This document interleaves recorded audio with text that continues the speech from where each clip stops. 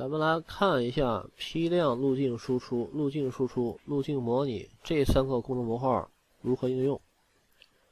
首先看一下第一个路径输出。路径输出就是输出当前页面这个图形的一个 NC 文件。咱们点一下，点开。点开之后，这里边有很多个选项，都可以去勾选。比如说勾选之后，比如说第一个输出镜像，勾选之后就能够生成所对应的镜像文件。然后勾选这个旋转90度输出，就可以输出一个旋转了。因为有些设备，大部分设备的话，轴向都是短轴是 x 轴1:2，长轴是 y 轴2:44，但是也有一些设备是这样的，长轴是 x 轴2:44，这时候咱们需要旋转一下，如果不旋转的话，这个文件是对不上的。原点在衬板表面，这个的话主要就是咱们默认对刀是对在工件表面的，勾选的话就变成对在底板。输出刀具信息就是 NC 文件包含刀具的一些描述，不输出 Z，NC 文件里边不包含 Z 轴的信息，也就是高度信息。文件名不输出下划线，勾选文件名里边就没有下划线。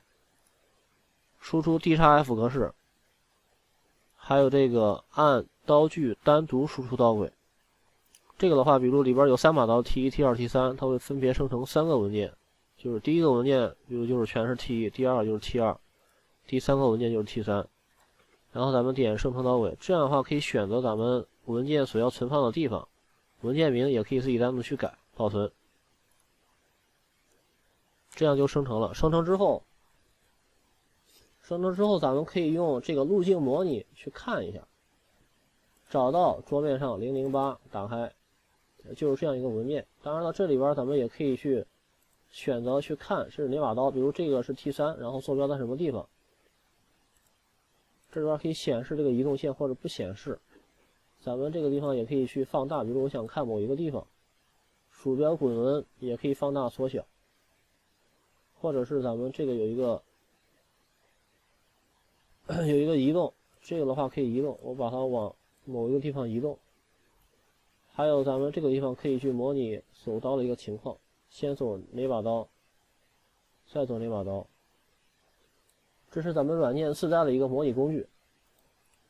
这里边还有一个批量路径输出，这个点开的话，它就是可以一次输出很多个造型，然后你双击就进到咱们右边的这个表格里边了，其实就相当于是一个录单界面啊。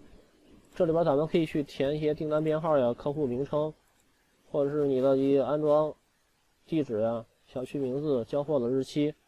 中间有2个，一个是双面加工，或者是旋转加工。这个勾上的话，它就能生成反面的一个文件；不勾选的话，就只生成单面的文件。旋转的话，勾选它就可以顺时旋转90度。然后这个地方咱们就去填这个造型的一个框框，因为咱们的模板都是尺寸可变的。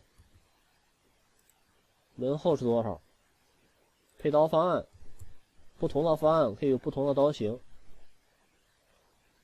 当然还可以输入其他的，你双击就可以直接把这个造型给它输入进来，然后你去填写你要的一个尺寸就行了。